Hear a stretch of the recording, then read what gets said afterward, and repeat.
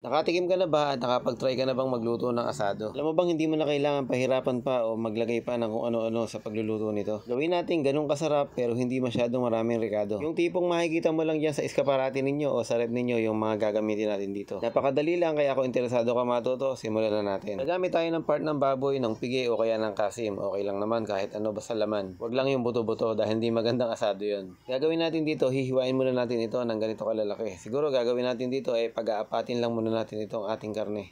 Hiwain mo na lang muna ng ayon sa kanyang grains. Dahil nga palalambutin naman natin ito dito sa ating gagawing pagluluto mamaya. Dahil nga bare months na ngayon, ito na nga yung idea mo para nga sa darating na ating mga special occasions katulad ng Pasko at ng Bagong Taon. Naghiwa lang ako dito ng isang bell pepper. Ito naman ay nasa rep lang namin. Pero kung gusto mo naman bumili, dagdagan mo na. Mas maganda kung dalawa gagamitin mo. Siyempre naghiwa na rin tayo ng sibuyas at saka bawang. At dito nga sa ating kawali ay maglalagay lang tayo ng ating mantika. So, ang gagawin natin dito ay shortcut version lang. Dito nga ay magigisa na agad tayo ng ating sibuyas. Maya-maya nga ay pwede na natin ilagay yung ating mga bawang. Gaya lang kung paano tayo magisa sa ating mga ulam. Ganun lang din naman ang gagawin natin dito. Tapos nga niyan, ilalagay na natin itong ating mga karne. So maraming salamat po ulit sa mga bagong mga viewers natin dyan at sa mga dati ng viewers na palagi nagsishare. Naglagay lang tayo ng ating toyo tapos nilagyan natin ng pamintang durog. Lalagyan din natin ng pinigyang kalamansi. Ito ay mga 10 pirasong pinigyang kalamansi lang. Ilagay na rin natin yung bell pepper na hiniwa at ngayon naman ilalagyan din natin ito ng ating tinatawag na tomato paste. Ito namang tomato paste ay nasa 5 kutsara siguro ang nilagay ko dito. Tapos nga mas maganda sa tomato paste ay gigisahin mo muna. Pero dahil shortcut version na nga lang yung ginagawa natin, buhos na lang tayo ng buhos. Tapos nga niyan, hintayin mo lang yan kumulay-kulay ng bahagya. Bibiling-bilingin lang natin yung ating mga karne.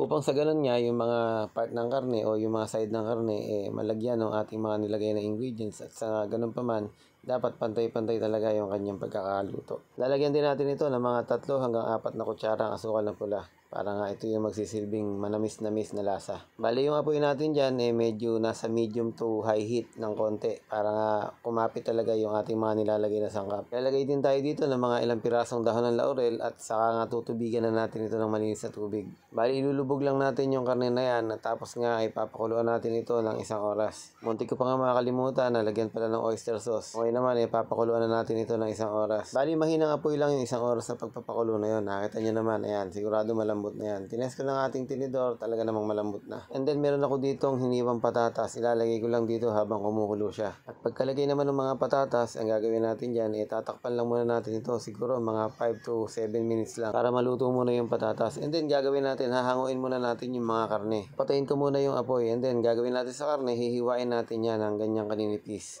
So alam ko sasabihin ninyo, bakit hindi na lang hiniwa agad ng ganyan kaninipis bago iniluto? Iba kasi yung magiging texture niya pagka hiniwa na agad natin ng ganong kaliliit. Ang mangyayari kasi doon, pagka kinagat mo yung karne, para kang kumakain ng minuto lang. Dito kasi, pagka hinihiwa natin ganyan, talagang malalasahan mo yung juicy ng karne. Yun, basta kakaiba talaga yung lasa niya. So yun, nilagay na nga natin ulit dito sa ating sarsa, tapos bubuhayin lang natin yung apoy.